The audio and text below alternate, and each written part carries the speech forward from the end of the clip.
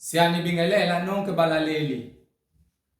Makube kini umusa nokuthula okuvela kuNkulunkulu uBaba wethu naseNkosini uJesu Kristu owazinikela ngenxa yezono zethu ukuze asophule kulelizwe elimbi lamanje ngokwentando kaNkulunkulu.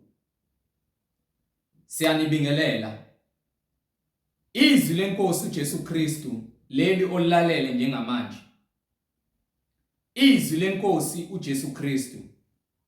Sizocela ukuthi bonke abantu abalalele njengamanje ukuthi nibe namaBhayibheli ukuze sizofunda sonke kanye kanye sibe nokuqonda imibhalo njengoba uMoya oNgcwele esihola kulendlela esihamba kuyona yokukholwa egameni leNkosi yethu uJesu Kristu. Mungenalo iBhayibheli sizocela usheshise udownload iBhayibheli kwi-App Store efonini yakho ukuze nawe uzofunda kanye kanye nathi ube nokuqonda imibhalo engcwele njengoba uMoya oNgcwele esihola kulendlela enguKristu Jesu oyinkosi nomsindisi. Bazalwane, igama lami ngiyiNkanyiso Bright Zulu. Ngihamba nomfowethu uMhlengi Zondi.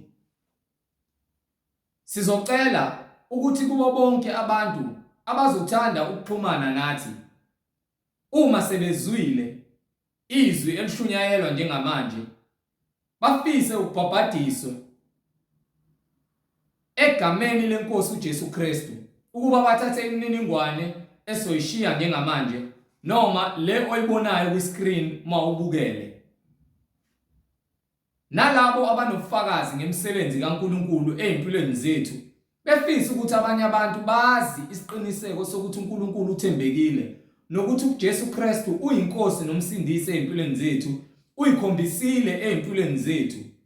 Nawe ushiye uthathe imininingwane esoyishiya njengamanje ukuze ubufakazi onabo buziwe yibo bonke abantu abalalele.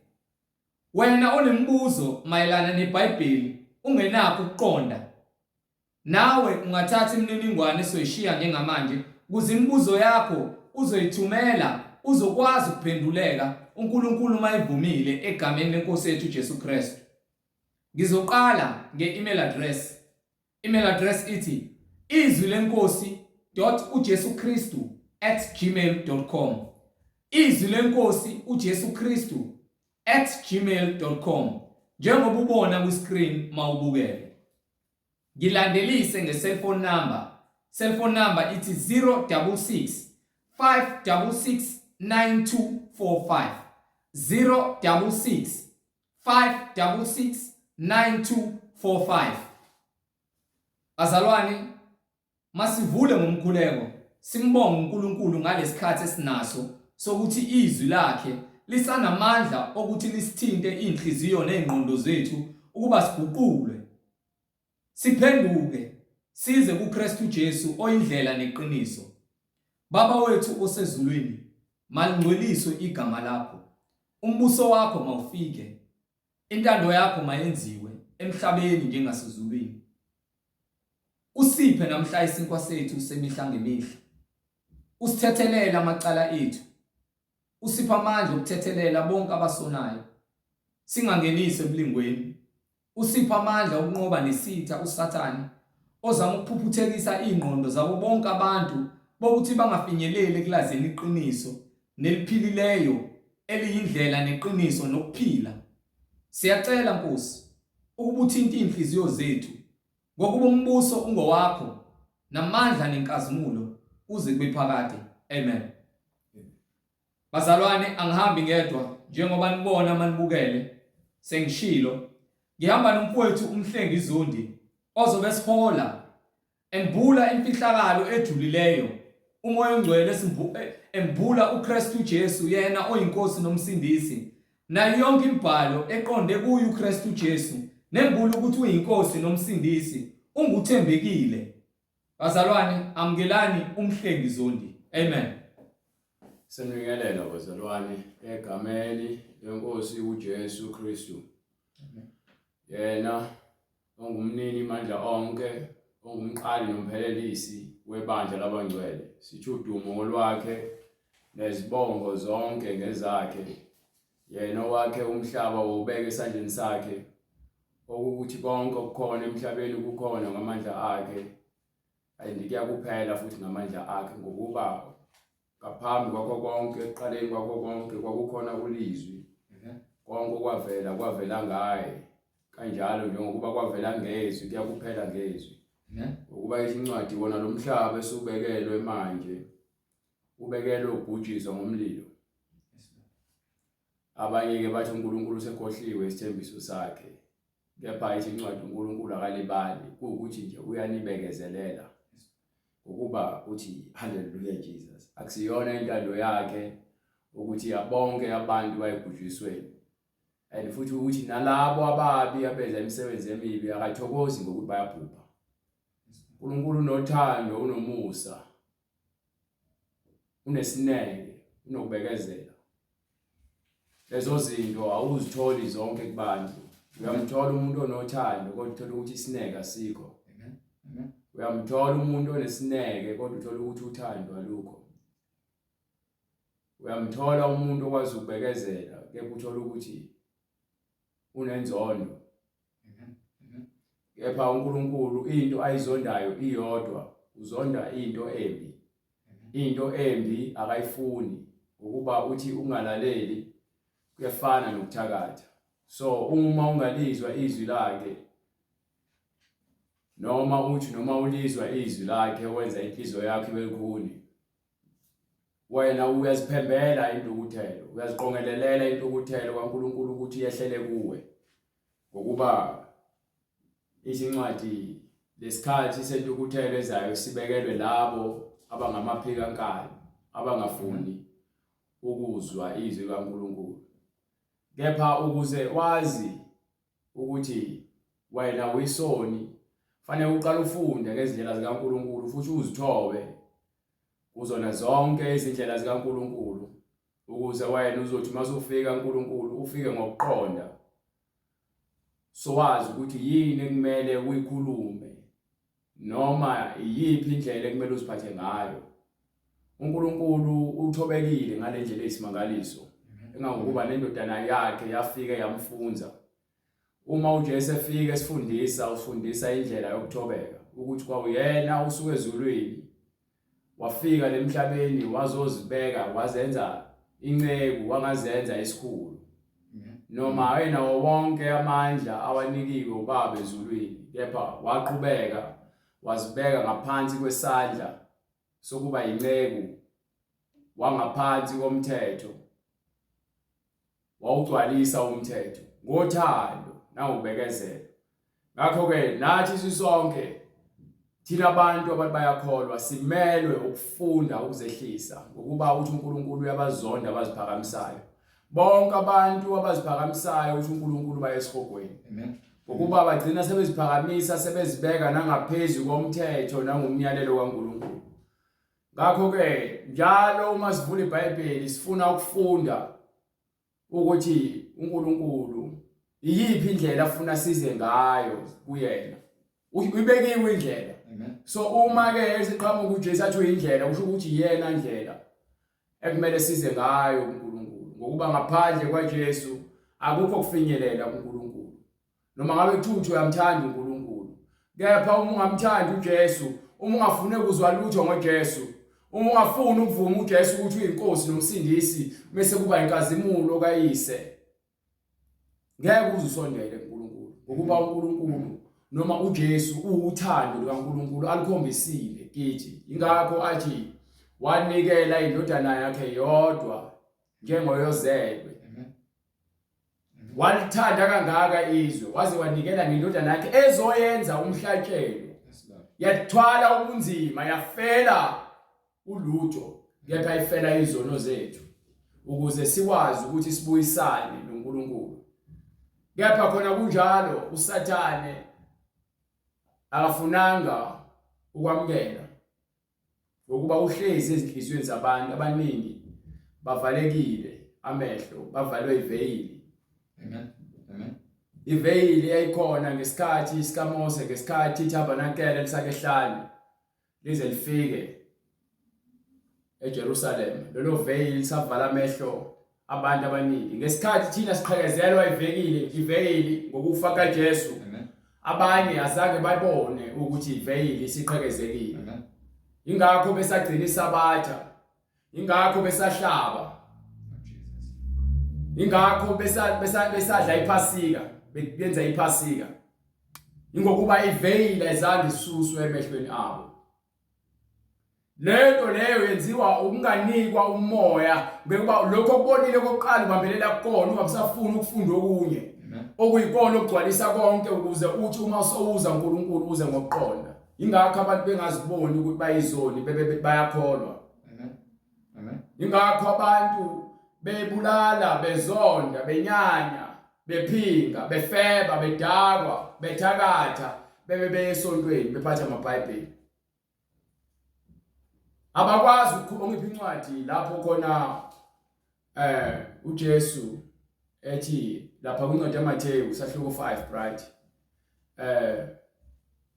Ngifuna nje ukubavezela ngithi verse 30 starting from verse 34 noma starting from verse 11 to 12 musuka ku12 mase uyahamba uya lapha ku34 bengaphosisi. Incwadi ngokuka Matheyu isahluko sesihlanu verse 11. Yes sir. Nibusisiwe nxa benithuka. Uma wena usathi iso ngeso awakholwa. Uma uthi ufuna ukuza kuJesu asasebenzi ngeso awusathanda umakhelwane wakho uzonda izitha zakho. Kepha uthanda konke okubizwa egameni likaJesu. Noma ngabe isibotho uma ubona ukuthi uyisibotho noma ngabe isifebe uma ubona ukuthi uyisifebe noma ngabe isidakwa uma ubona ukuthi uyisidakwa noma ngabe mumbi emehlweni akho kepha umuntu kaNkulunkulu uyena kuphela othi uyahlulela uthi impindiselo ngeyakhe thina sinikiwe izwi ukuba silinikele kubantu ukuze babone ubunqunu babo mase bekwazi ukuthi babone uthando lukaNkulunkulu abanike lona. uNkulunkulu akaze sinikelele emhlabeni ukuba siphenduke inkundla yokudlalela uSathane. uNkulunkulu wasibeka emhlabeni ukuba sibuse. Mawufunda incwadi kaGenesis, uNkulunkulu wasindlalela etafula. Wayesesibeka ukuthi asibuse etafuleni sidle siphathe kahle insimi yakhe. Amen. Kepha ngokuphuma esandleni komuntu nokulalela imimoya yenkani nemoya yenkanuko namhlanje asena ndawo uNkulunkulu ngaphandle kwaJesu. Umuntu osibekele indawo uNkulunkulu uJesu okuyena okwazile ukuthi afike agcwalise lokhu Adam noEva bangakwazanga ukwenza ukulalela uNkulunkulu. uJesu walalela uNkulunkulu kwaze kwabasekufeni, ukufeni kwasesiphambanweni. Ngalokho uNkulunkulu wayesemvusa. Wayesemnika igama elingaphezu kwa wonke amagama ukuba wonke amadolo aguqe phambi kwaJesu. Zonke izilimi zivume ukuthi uJesu inkosi nomsindisi kube inkazimulo kaYise. Amen. Yinye inkosi. Yinye inkolo. Ikhamba kaNkulunkulu eqaleni kuGenesis ngaphambi kokusekela komhlaba uNkulunkulu ungcwele. Uma esewudalile uNkulunkulu umhlaba emva kweinsuku ezo6 ngosuku lesikhombisa uyalihlala athi-ke uyalenza lo suku lube ngcwele abantwana bakhe bayosebenza izinsuku ezo6 ngalosuku baphumule. Bahluleka ukuphumula ngosuku lesikhombisa. Bahluleka ukulalela imiyalelo yakhe nokwenza emhlabeni efanele. Sebenza emhlabeni nje egameni. Wathi ngizoyivala ngizobafundisa indlela yokuphila ukuthi bathandane ukuze ethi umuntu umonile ayeke ukona bese abuyele endleleni elungile ngokuba iyona indlela ezoqeda yonke le confusion ekhona nalobuyaluyala ababenzayo. Wafika uJesu emhlabeni wagcwalisa ukuthi abantu bangabe saloke bekhathaza ngokugcina isabatha ngokuthi yena uyinkosi yesabatha as long as uqhubeka nokwenza imisebenzi emihle kaNkulunkulu. Kepha namhlanje abantu basagcina isabatha. Wafika uJesu emhlabeni weza wafika waba emhlabelo. Amen. Wathi ke manje sekumele sidle isidla sakusihlwa singasadla iphasika ngokuba uyena manje osesivumelwane esisha. Kepha namhlanje abantu basadla iphasika basachitha igazi ngendlela engafanele. Wafika uJesu emhlabeni wazosifundisa indlela yothando. Wayesiyasitshela ukuthi ke hayi ningakhathazeki. Bazofika nabaprofeti bamanga emva kwami bese egameni lami. Bazosebenza emsebenzini nezibonakaliso zamanga abantu bakhole bakhohlisa abaningi. Namhlanje kuyenzeka. Abantu abaningi balandela abaprofeti bamanga. Izwi liphilileyo abakwazi ukulandela. Ukuzithoba nokuzehlisa bavuma izono zabo basakwazi. Ukuphenduka ezonweni abasakwazi. Bazi ukuthi uNkulunkulu uyabakweleta izibusiso, bakweleta imali, bakweleta lokhu nalokhu ya. So uma beza uNkulunkulu beza bezofuna kuphela ngaso sonke isikhathi bayafuna uNkulunkulu bayadimanda uNkulunkulu. Benza amahlaya ngoNkulunkulu, benza amahlaya ngoJesu. uNkulunkulu wathi medala uAdam noEva. Wathi uAdam uyakushiya noma ngathi indoda ngoba uAdam azange abe uyise nonina kade ngenza isibonelo ngoba uAdam uyindoda. Wathi indoda iyakushiya uyise nonina inamathele kumkayo babe nyamanye. Wathi umuntu wesifazane uyakulangazelela umuntu wesilisa wakhe. Kepha ngokwanda kwabantu emhlabeni abantu baqala bazithathela abafazi ngabaningi. Kwanda ukukhohlakala emhlabeni. Babulalana abantu, landa udlame emhlabeni. Uthi uNkulunkulu nakwenye incwadi yaDeuteronomy athi lapho khona ethakathokozi nanokuthi indoda noma inkosi ithande ingcebo noma ithande ibe nabafazi abaningi ngokuba inhliziyo yayo iyakuphenduka. Ngokuthanda abantu besifazane kakhulu awusamsaba uNkulunkulu, so uthanda abantu besifazane kakhulu. Umesaba uNkulunkulu akusekho. Ukuthanda ingcebo inhliziyo yakho seyiphendukile awusamthanda uNkulunkulu. Into yokuqala eduma ekhanda lakho ukuthanda ingcebo. Uzibona ukuthi awuyilutho uma ungenamali.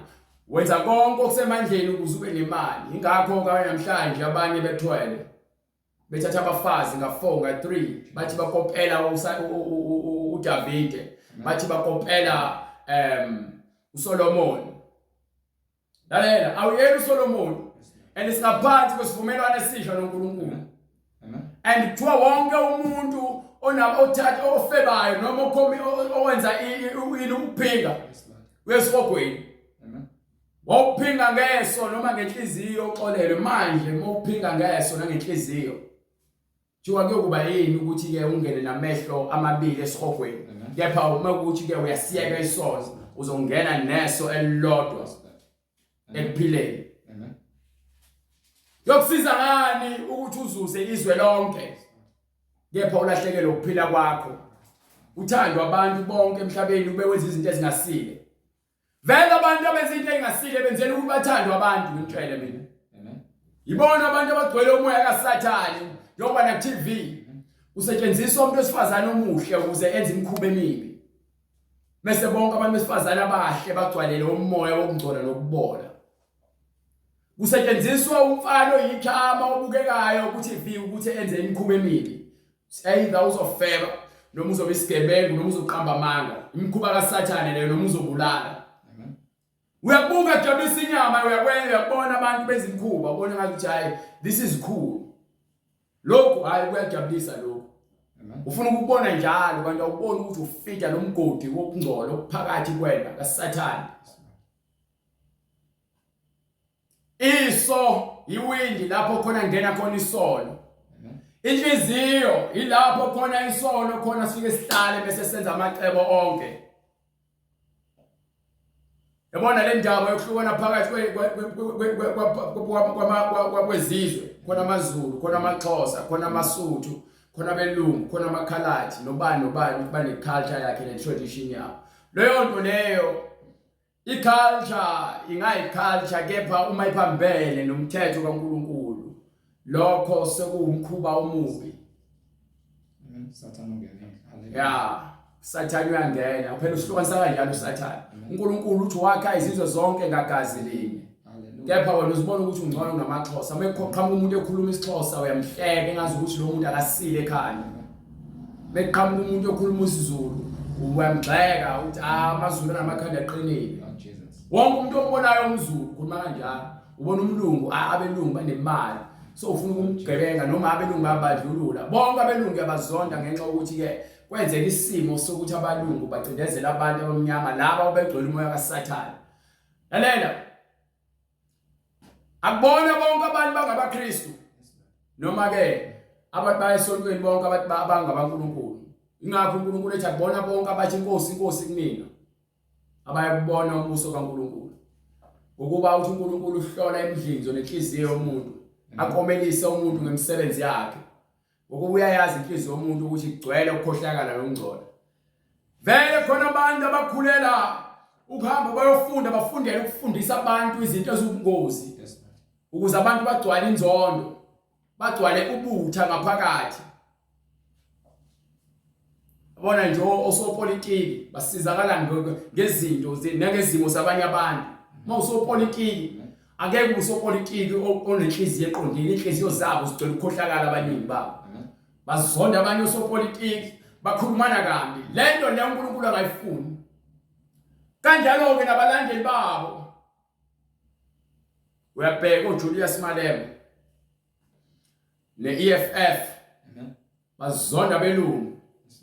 Uthi uyabheka nangapha o-ANC no-IFP o-DA akukho ukuzwana yini babanga izikhundla babanga ukubusa. Kepha sinombusi ongaphezulu kwakho konke. Owuyena ophethe uthando lokuhlanganisa sonke sibe munye kuyena. Amen. Ukuba bonke labantu engitshela ngabo bangabalandeli balamaqembu lawo epolitics. Bagqoka izikipa bahambe bobhikisha, bahambe bovota, babe nenzondo kwabanye abalandeli. Mase nenzondo kulabanye abalandeli aphinde futhi athi uyakholwa. Ngeke ungitshela ukuyalela, angeke ungitshela ukuthi uyakholwa. Mema ukuthi ngifangaze ngivote selongazalwa. Amen. Hallelujah. Ngikhulele ngaphansi kweqembu lenkatha. Amen. IFP. Amen. Ngahlala khona. But angaze ngize ngifuna ukuhamba phambili ezintweni zakhona. Amen. Ngokungane kunezinto ezifuna ukufaka ugqokiswe izikipa zakhona. Lord Jesus. Kepha ukuvota angaze ngivote. Hallelujah. Ngiyambonga uJehova. Hallelujah. Ukuba namhlanje ngithi ngeke ngiphinde ngivote. Uma ufuna ukwazi ukuvotela abantu uzovotela uJesu. Yes Lord. Uma ubuza ikhankasela bani ikhankasela uJesu. Hallelujah. Sikaze sivote. Abantwana bakaIsrael. Amen. Ngesikhathi esidala babengenayo inkosi. Amen. Kepha ngesikhathi sekufika umprofeti uSamuel bafuna inkosi. Samuel yamcasula lonto. Ngokuba uJesu ube inkosi yabo esezulwini engakofika emhlabeni. Ubebusa kahle ebanika imiyalelo nezahlulelo ezifanele benza konke. Kepha ngokubona ezinye izizwe zinamakhosi base bayafisa. Angifisi ukubuswa umuntu empilweni yami. Amen. Ukuba inhliziyo yomuntu ukhohlakele. Amen. Angifisi ukubuswa umuntu angihole athi uzongenzela uzongakhela amathuba omsebenzi. Amen. Athi uzongenzela uzokwenza imfundo ibe mahala. Hallelujah. Uvote bazonakhela ama-toilet amahala nezindlu zamahala. Nani vele ngifuna into zamahala. Lithi iBhayibheli umuntu nomuntu akazisebenzele. Ongenawo amandla lo namandla akasiza omunye. Ungafisi impilo yomunye umuntu, ungafisi futhi izinto zakamakhelwane. Mbongele, umkhulekele ukuthi uNkulunkulu amqinise ngoba mhlambe lo makhelwane ungusizo nakwena. Ngelinye ilanga umakhelwane yokukusiza kuthatha akufaka emsebenzini. Kepha uma umzonda uyofuna sonke isizathu sokuthi umenze okubi ngokutshela ukuthi into edala ukuthi ungaphumeleli ngenxa yakhe. Amen. Yilabo abafundisi banamhlanje ke bamanga labafundisa lezi zinto lezi ukuthi ubone ungaphumeleli ngenxa lomakhelwane wakho. Incwadi ngokukaMathewu isahluko sesine verse 8. uSathane wabuye wamyisa entabeni ende kakhulu. Wamkhombisa imibuso yonke yezwe lenkazimulo yayo. Wathi kuye, konke lokhu ngizakukunika khona Uma uziwisa phansi, uma nje ungangivotela ngizakukunika konke okufisayo. ukhuleke kimi. Uma nje ungavuma ukuthi mina ngingumbusi wakho ngibe umengameli wakho, mina ngizakukunika konke, ngizokunika ukudla kwamahhala, ngizokunika iskipa seqembu, ngiphinde ngikunika iphasela lokudla, bese ngithi ke ngizokuthembisa nogesi, ngikuthembise nendlela engcono ukuthi ukhiphe emjondolo. Konke lokhu ngizakukunika khona. Uthi konke lokhu uzakukunika khona Uma uziwisa phansi, namakhansela enu bafuna nonke nivote. Abanye bathenga abantu, bababulala abantu, thenga abantu ngamakesi abhiya. Abantu baphenduka izibotho, abantu besedayikiwe bahamba iboma lapha ebokisini bavotele lo muntu obadakisa utshwala. ukhuleke kimi. Sathane bafuna ukuguqisa, ukuthembisa izulu nomhlaba. Jesus. Gcineni akushiye kanjalo namanje khona abasehlele emjondolo for 20-50 years. Jesus. Khona abangenawo ama toilet, khona abantu abangenawo ugesi bantshontsha ugesi. Sakhala ngeNC. Basakhala ngopresident uMandela ukuthi wabathembisa izindlu zamahhala. Bakhiwela izindlu zama-RDP ngenxa yokukhohlakala kuseyinhliziyweni zenu nabantu bazidayisa kithi. Badayisa izindlu ezingaphansi kwamagama abo, uyambula lonto. Bafuna ukuthi bakukhishwa amathenda kuthiwa ama-BEE, Black Empowerment Economic. Is it Black Economic what is it? Economic empowerment. Hallelujah. Black Economic Empowerment. They didn't have to be black. Amen. It was supposed to be kwakumele kube nje bathi yini ngesizulu ke National empowerment. no national noma kube into yazwe lonke. Izwe lonke. Inguquko zamandla kwazo lonke zokuthuthukisa kwezombuso. Disadvantage empowerment. Hallelujah. Ukuze kusizakale labo. Amen. Ingabhekwa lento kuthiwa ayabamhlophe lo babamnyama. Lo ngqondo leyo ingqondo leyo ehlukanisa efaka umoya kaSathane. Ukuze nina abantu ungeze usebenzisana. Sathane usebenzisa noma ngabe indoda emnyama noma ngabe indoda emhlophe. Ngokuba indoda emhlophe iyadlwengula njengendoda emnyama. Indoda emhlophe iyasiphatha isibambe njengendoda emnyama. Indoda emhlophe iyayiphatha imithi njengendoda emnyama. Indoda emhlophe iyafeba njengendoda emnyama. Indoda emhlophe inenzondo njengendoda emnyama. So wonke umuntu olalozo zinto akanayo uJesu. Amen. Awunayo uJesu. Mawuza Jesu ngizokutshela ukuthi uthini. Ongiphi incwadi lapho uDavide bakhombisa ukuthi Moses uNkulunkulu ukhala ngani. Ngiphi incwadi ya Mahubo Bright sahluko 51 starting from verse 1 sifuna ukuzwa ukuthi mesiza uNkulunkulu sikhala ngani. Ngokuba phansi bathi Moses kuyena athi ukhala ngani amakati ekhala ngobisi. Thina ke sikhala ngentethelelo, sifuna intethelelo. Moses uNkulunkulu uyazivuma izono zakho zonke lezi zinto engizibalayo. Uyazivuma ukuthi wena ube isikhohlakali. Enhlizweni yakho kugcwele ukungcola. Lalela ima ngikutshela before aqala aqhubeka. Ubona abantu imizi yabo ifile. Ingenxa yomoya kaSathane ukuthi nobabili anayo uNkulunkulu. Nithathele ngeenkanuko ukuba nishadane. Uma uthathwa ngeenkanuko ukuthi imizwa yakhe kuholayo, but moholwa umoya ingcwele ngeke uze uholwe imizwa. Yebo imizwa sidalela ukusibe nayo sithande. Kepha ke kufanele sithande ngokweqiniso. Singathandi ngokuba ke sithanda ngokomhabholo. Ngokuba bonke abantu banomhabholo bathanda ngendlela yokuthi konke kufanele kuze ngakubona bese kumele kuphume ngakubona ke ngabanye abafuni. Kanjalo ke inhliziyo ethakathayo nenhliziyo nomona. Abantu abathi ke banabafazi nomfazi semfuna umunye umfazi yini uyazi ukuthi ke akusho ukuthi umfazi uyoba nendoda eyodwa. Akusho ukuthi indoda yoba nomfazi uyoba nabafazi abaningi. Kuthiwa ke indoda yakushiya uyise nonina inamathele kumfazi wayo. Hallelujah. Umuntu wesifazane uthando lwakho nenhliziyo yakho nesilangazelelo sakho siyoba sendodeni yakho. Bathi ngenxa yokukhohlakala kwenhliziyo zabanye amadoda abona kulungile ukuthi abe nabafazi abaningi. Abona kulungile ukuthi abe nezancinza. Kepha kwaseqaleni uNkulunkulu akaze akuvume lokho. Akakaze angafuna ukukhombisa incwadi ukuthi iqhamuka kuNkulunkulu eyodwa esho njalo. Mengaqhamuka uNkulunkulu uyazenzela wena lokho. Ngokuba yini uphethe lo moya lo. Kepha uma solibona iqiniso yokuba namanje kuthiwa wathi upresident uRamaphosa ngazi noma iqiniso yini, kepha kuthiwa wathi akusekho inkinga nabantu besifazane bangaba namadoda nga2 nga3 babe nesithembu. Jesus. Ngiyakutshela nje imoya kasimsebenzi kaSathane. Amen. Dukisizwe. Umini parliament ubhizo advertise amakhondom, abantu bayahleka bayatsitsitheka. Uthi ke nanka amakhondom amahle ngoba abantu bakhalile ngamakhondom la kade sinawo amanye ukuthi abangumsindo lawa futhi azoba silent. Abangumsindo bekwenze njani? Ikhondom mewuthi nithi usire namaphosa uyakholwa. Nithi ungumKristu. Nkosi uJesu. Uthi uNkulunkulu ke awunako ukulala ungashadile. Amen. And futhi bese ushadile uthi zalanani nani asho usebenzana amakhondom. So iyaphi ikhondom? Amen. Iqhamuka ikhondom. Uma ungabona manje ukuthi uyisoni ngale mpilo ephilayo ekubeni uphathe iBhayibheli uthi esontweni unenkinga, ngiyakutshela mina. Amen. Unenkinga, wena unenkinga. Amen.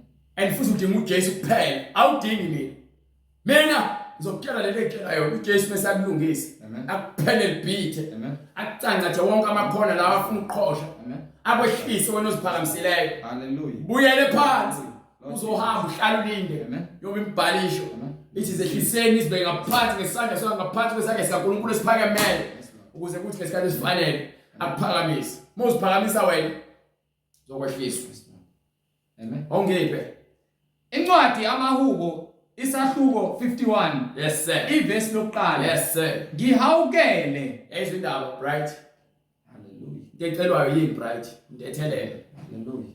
Into ecelwayo indethelelo. Hallelujah. Before Amen. sambe sizibone singabantu. Amen. Awucela intethelelo kumina kuqala. Qala ufuna intethelelo ngaphezulu mase yakutshela hayi nawe hamba ucela intethelelo. Amen. Hamba umxolela lokho nile. Yes, Lord.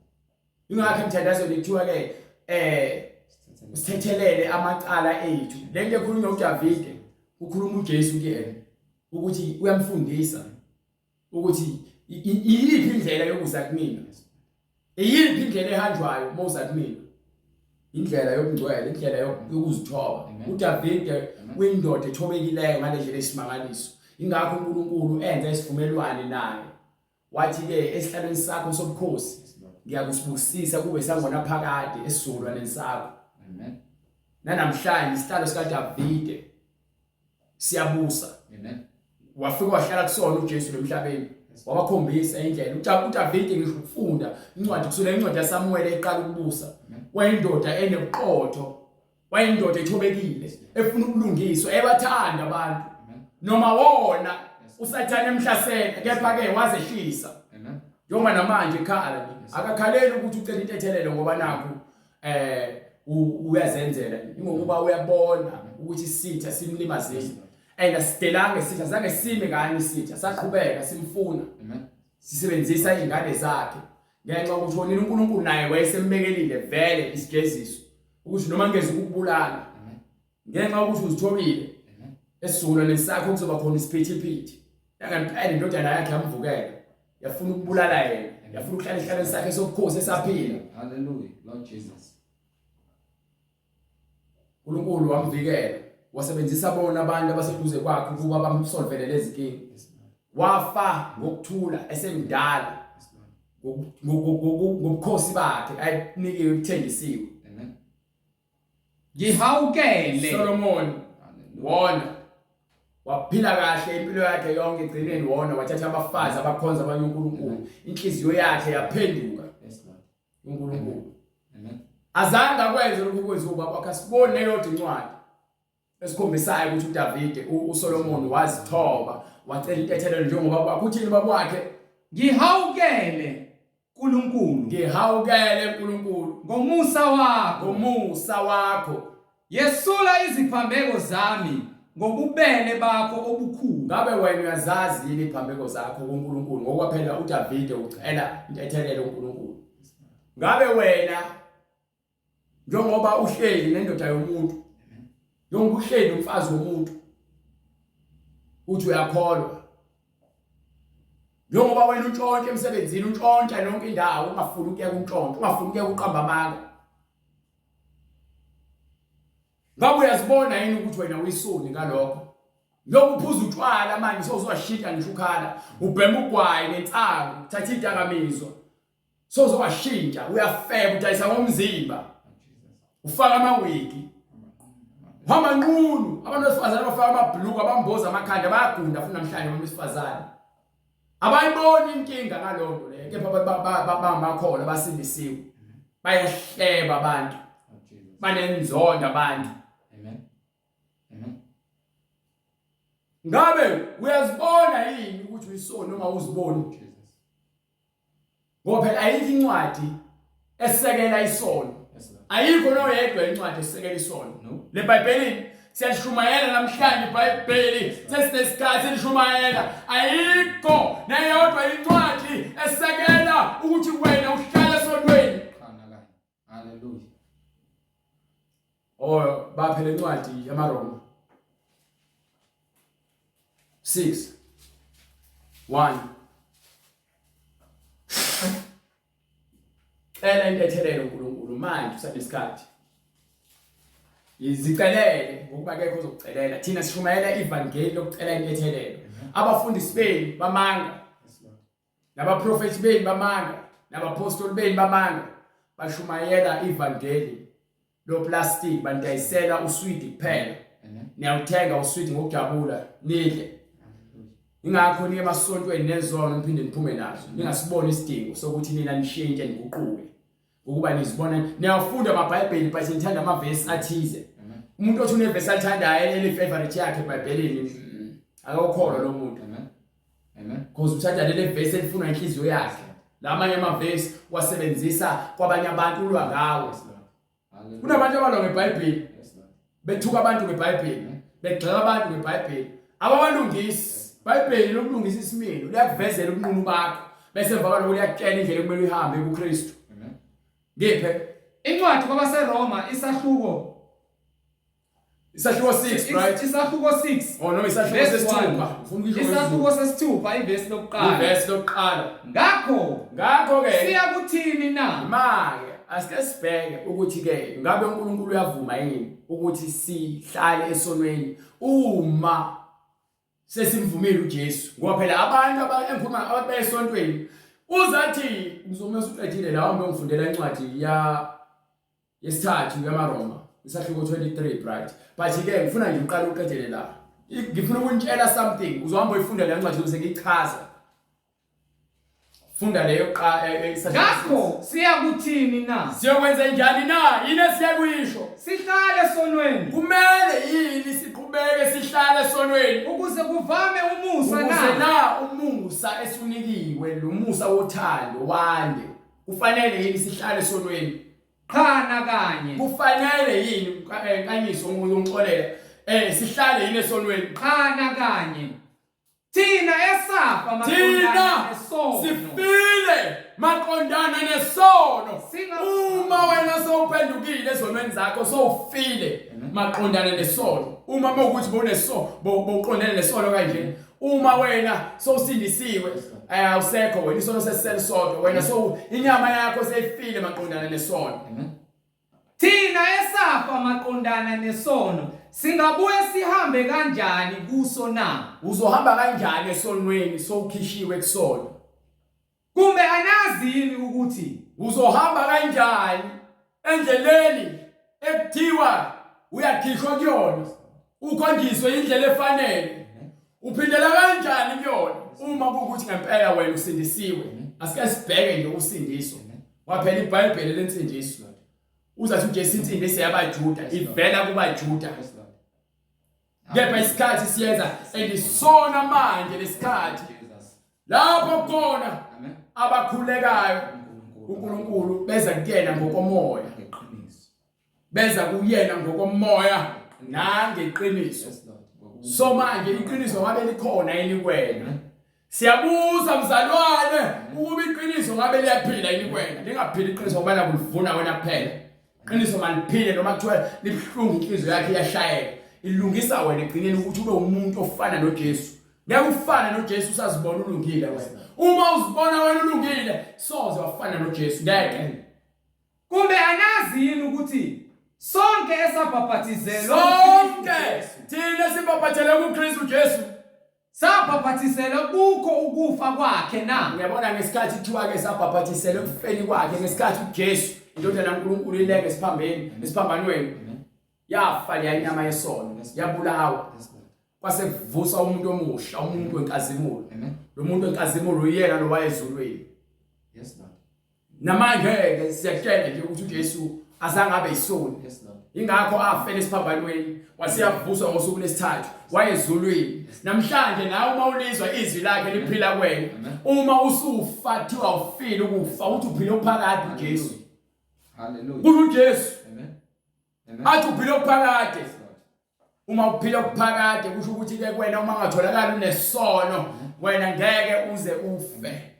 Kepha uma utholakala unesono uphile esonweni izono zonke ezibhaliwe phansi eBhayibhelini ekumele singazenzi and khona ezu7 ezizona eziyingozi uzohamba umvulela zona kwincwadi ya Ezenzo sahluko 6 from verse 16 ngifundela incwadi yaseRoma 3:23 bright ubona abantu bebayakholwa kepha besabambelele ezintweni zomhlaba bebambelele emanyaleni nakwizinengiso nasezonweni nasehlazweni. Ngifuna incwadi bright incwadi yaseRoma sahluko 3 verse 23.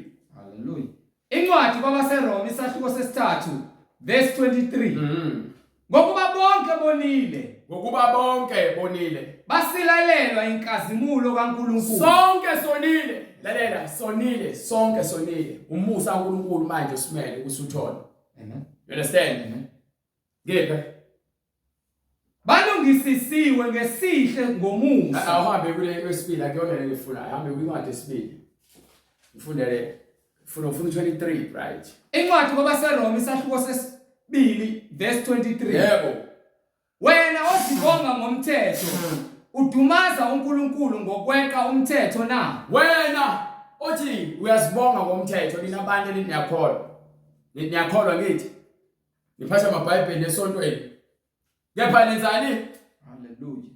Wena ozibonga ngomthetho udumaza uNkulunkulu ngokweqa umthetho. Wena futhi uphula umthetho. Bright ngifuna ufocus la. Hallelujah.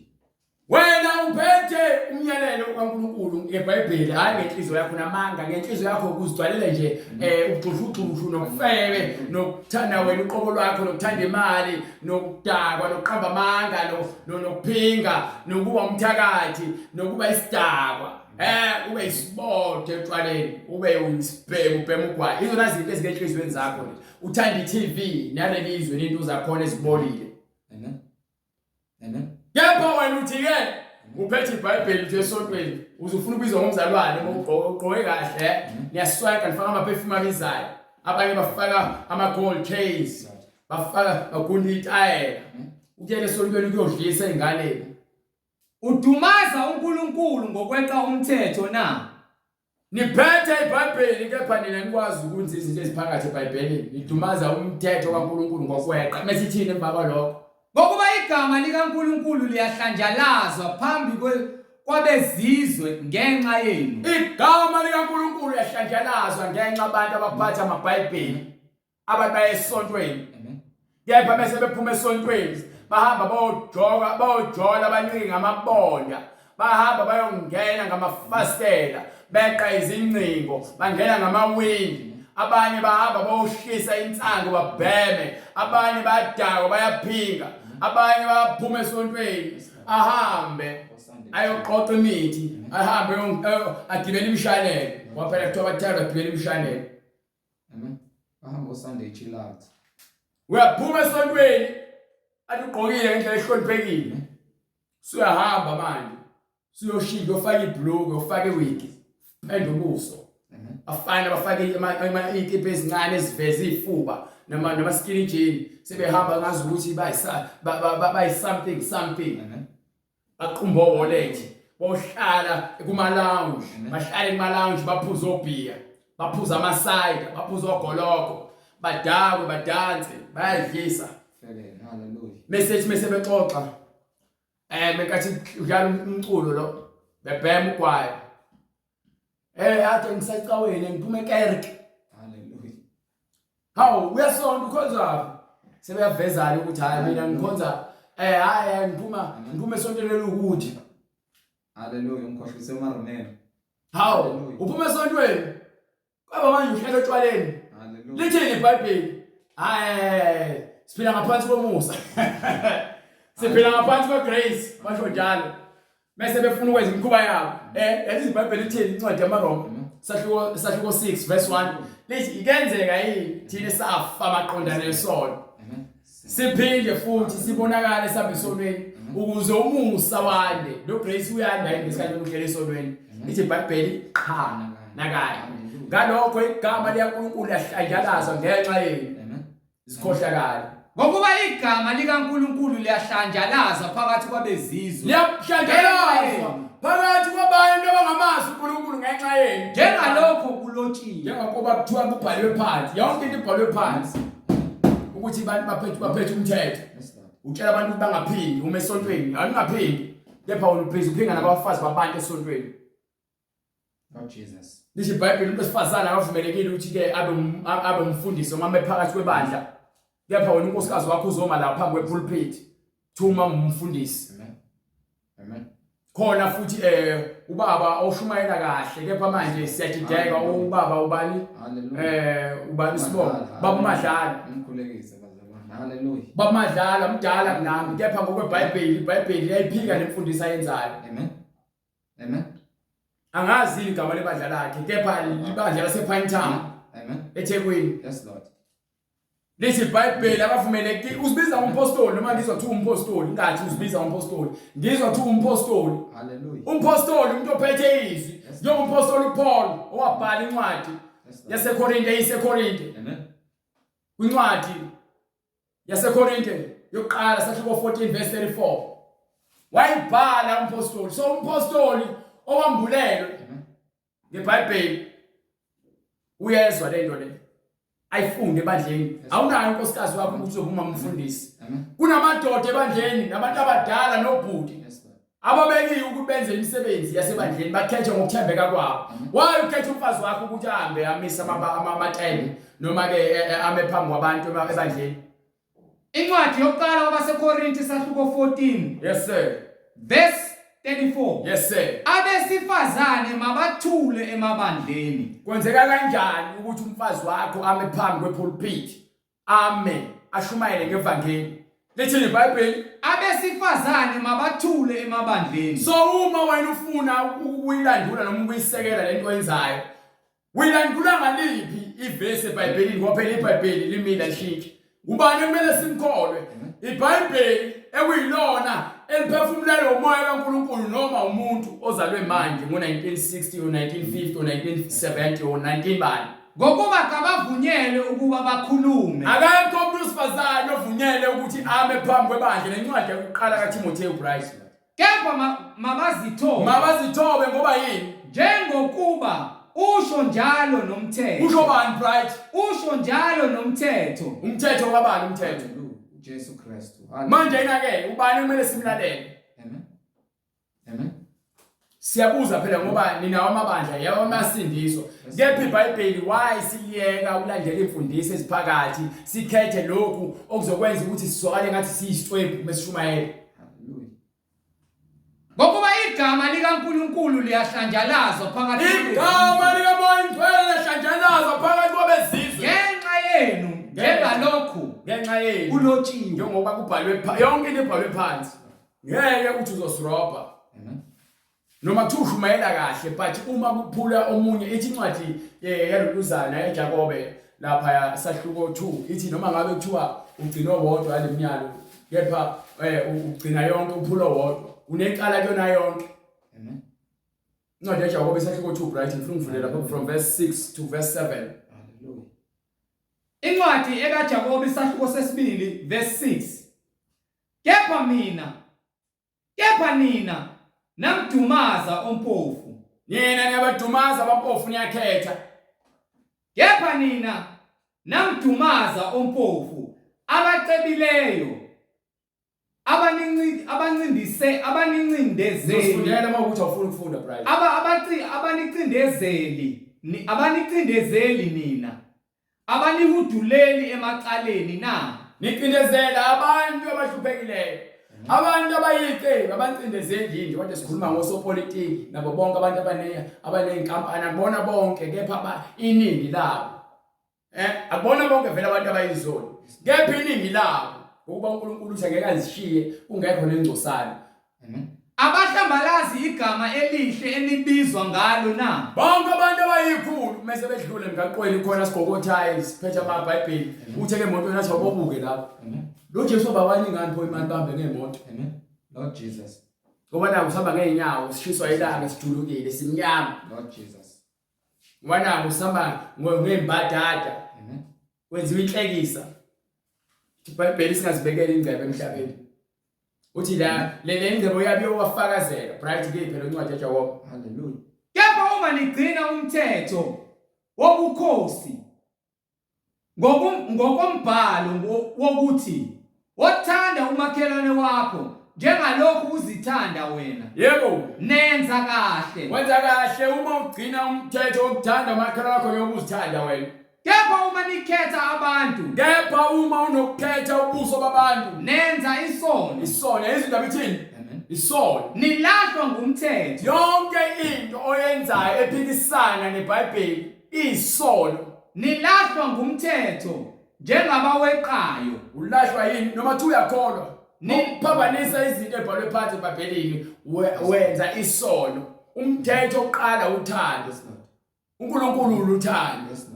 Wasithanda sisayizoni. Thebe sifika kuyena akafunanga ukuthi sihlale sibe yizoni. Hallelujah. So qhubeka.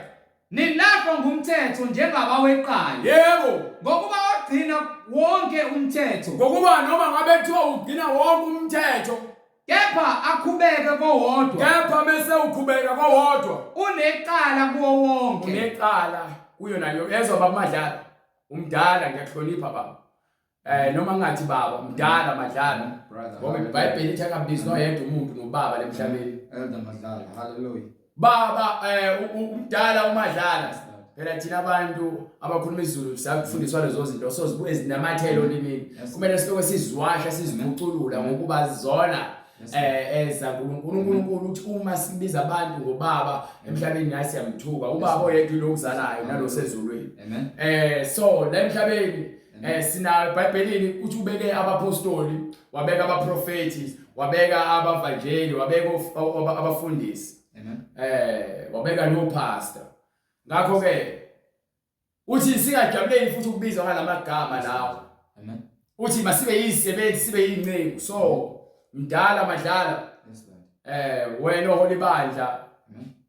Amen. Uma ukuthi lento esifundisayo noma lento esishoyo iyiphutha sicela usivezele ngeBhayibheli. Yes Lord. Ukuthi ngabe ngempela lento efundisayo noma lento yenzayo ukuthi unkosikazi wakho abumama umfundisi waphela kuthiwa umama umfundisi madlala ngithi siyabona ku YouTube. Yes Lord. So sifuna ukubona ukuthi ngabe ngempela lento isekhona neBhayibheli mangekho wena uholela abantu ebumnyameni ngokuba iqiniso alikho kuwena ngokuba uphikisana neBhayibheli. iBhayibheli kufanele sililandele. Angathana uma usufundise 50 60 70 years but iBhayibheli ingakho iBhayibheli ithi ke masibayalisise. Amen. Amen. Masibayalisise siyayalisisa ngeBhayibheli. So unkosikazi wakho uzohlala phansi uma madlala. Amen. Adlala indima yokumama esontweni hayi kwipulpit uma uthi wena mdala madlala wena umfundisi uzoma phambi kwepulpit wenza umsebenzi kaNkulunkulu wenza kahle futhi. Amen. Angifuqa mama. Yes Lord. Uyakhuluma ngeqiniso. Kepha ke uma uthi iBhayibheli lithi uma ugcina yonke kepha wodwa ukhubeke kuyona kunesono kuyiqala lokho ukuthi ukumisa unkosikazi wakho uma madlala. Amen. Kwepulpit akuvumelekile. Uma ke nifuna uqhubeka nikwenze lize lithi iBhayibheli thina sinayo isifundise njalo. Hallelujah. Emzimbeni kaKristu. Emabandleni kaNkulunkulu ithi asinayo imfundiso njalo.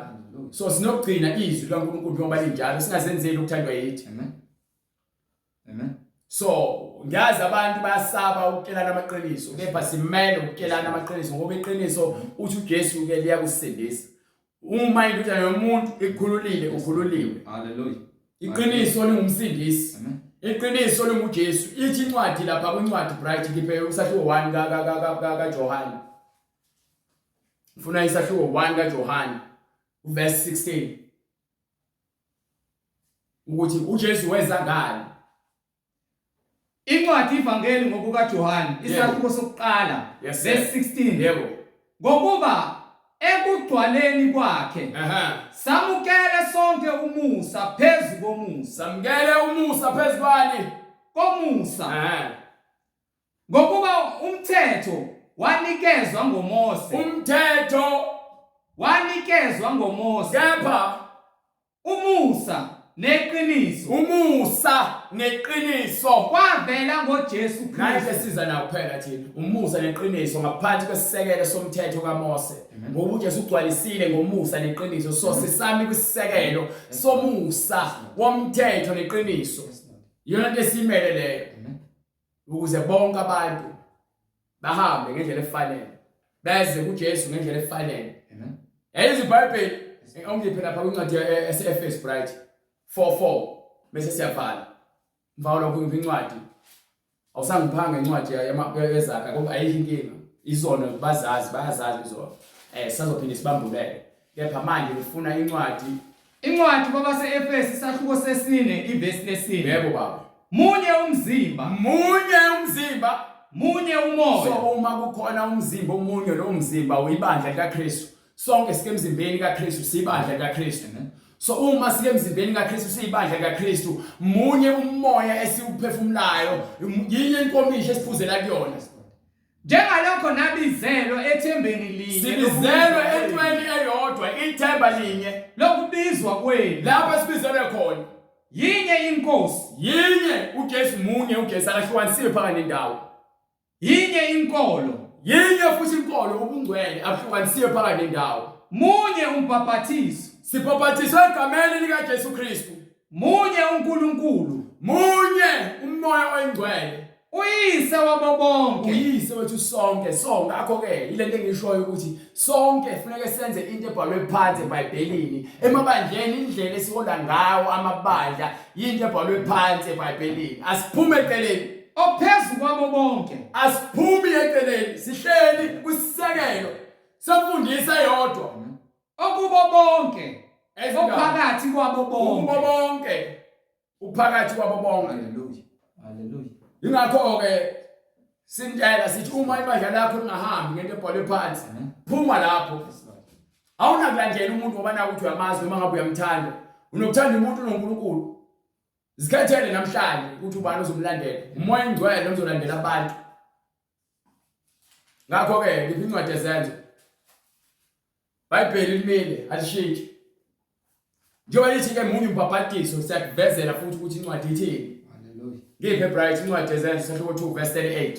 Incwadi yezenzo isahluko sesibili verse 38. Qala from verse 37. Sebekuzwa bahlabeka enhlizweni. Bathi kuPetru nakwabanye abapostoli. Madoda bazalwane. Siyakwenze njani na? Wabe selike ukuthini uPetru? Petru wayesethi, Yebo. Phendukani. Nanti kumele siyenze. Phendukani phuma emangeni. Yiloyo naloyo abhaphathizwe. Yilowo nalowo fanele abhaphathiswe. Egameni likaJesu Kristu. Elabani igama esibhaphathiswa kulona. Egameni likaJesu Kristu. Munye mbhaphathiso, yini inkolo, yini inkosi, yini imfundiso. Munye umoya, ayi-2 imoya. Awunako ngitshela ukuthi hayi phela wena ukhonza ebandleni lonke engayifuni lento yokuthi abantu ukhonza ebandleni ukuthi. Ngokuba nibalekele iqiniso bese nigijimela ukuthi ukhonza kuphi wena. Hayi ngikhonza amaRoma impela nini. Usko special ngana amaRoma ngoba ukaphatha iBhayibheli elilodwa. Amen. Hayi mina ngilethela. Uspecial ngani? Yini special ngegama lebandla? Amen. Yini balekile igama noma imfundiso? Fundiswa. So uma ngena imfundiso ke wena inkinga. Amen. Usenkingeni futhi. Amen. Ingakho sityala sithi igama lombhaphathiso yini inkolo munye umoya munye ubaba. Ophezulu kwabo bonke uyena lesishumayelayo uJesu. Ebhaphathiswe egameni lakhe uJesu. Phendukani.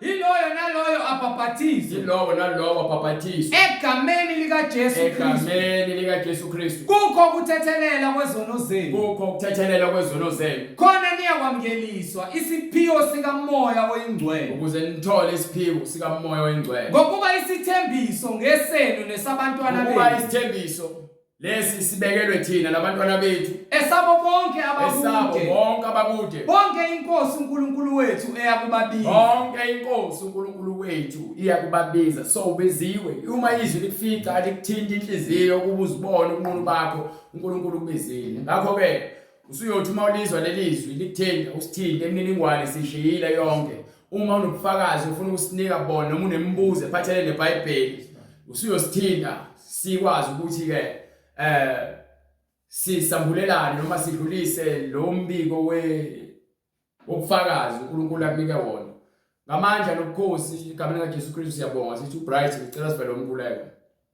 Baba egameni lenkosi yethu Jesu Kristu uNkulunkulu onamandla Nkosi uJesu Kristu siyazendlala phambi kobuso bakho siyacela Nkosi usihawukele siyacela Nkosi umbule ubuze bethu nokonakala kwenyama yethu ukubizi lakho njengamanje njengoba sulukhulumile emoyeni ngcwele libe ngumlilo ngaphakathi kithi lihlabe Nkosi njengenkemba lihlukanise umdlinzo lihlulele imdlinzo nenyama nayo yonke imicabango eyonakeleyo Nkosi engajabulisi kuwena emoyeni ngcwele ngoba wena usibizele emngcweleni ukuba sihlanzwe igazi lakho Nkosi lisihlambulule singahambi Nkosi ngokwemfundiso yezwe kodwa sithembele kuwena moya ngcwele siphile kuwe ngokuba inyama ifile masiku Kristu Jesu asisaziphileli Nkosi ngokuthanda kwenhliziyo yethu nangokuthanda kwenyama yethu kodwa ngokuholwa wena moya ngcwele ngokuholwa wena Nkosi uJesu Kristu njengezimvu zakho Nkosi ezinikele lonke igunya njengoba abantwana bakwaIsrayeli basho kuMose ukuthi lokho uNkulunkulu akushoyo sizokwenza nathi Nkosi uJesu siyazinikela sifile siphile kuwe kuNkosi ngoba safa Nkosi ngombhabhadiso savuka sihlezi kuwe wena osikhulekelayo lapho Nkosi siphelela khona amandla sishibilika ngokuba singazi kodwa siyalibonga iqiniso eliza ngawe Nkosi uJesu Kristu siyalibonga iqiniso nomusa okuze ngawe Nkosi yethu Jesu Kristu qhubeka njalo Nkosi isibani sakho sikhanyisele imicabango yethu sikhanyisele ukuqonda kwengqondo zethu Nkosi eziphuphutheliswe isitha ngokwemfundiso zezo kodwa izwi lakho Nkosi yethu Jesu Kristu liletha ukuqonda kuba sazi ukujula kwengcebo yothando lakho nokujula Nkosi kothando lakho Nkosi kuba sihlale kulona uthando lakho ngokwembhalo Nkosi wayishiya kuba sihlale isilungise siqondisiswe yiyo egameni lenkosi yethu Jesu Kristu siyabonga Nkosi uJesu ukuthi bonke laba bezwayo izwi lakho sebethatha isinqumo sokuthi Nkosi liyakhuluma nenhliziyo zabo wena Nkosi uJesu Kristu uyakhuluma uqobo labo bayayibuza ukuthi kumele benze njani bazosithinta Nkosi kuze bangene emanzini sebephendukile bahlale emfundisweni ephilileyo sebebhabhatisiwe egameni lakho Nkosi uJesu Kristu bagcine Nkosi manje kuze kube phakade amen amen. Sibonga bazalwane uthona inkosi siphinde sibona ukuzama inkosi evumile umusa wenkosi uJesu Kristu ube nani nothando lukaNkulunkulu nobunye bukaMoya oNgcwele kuze kube nani nonke amen amen.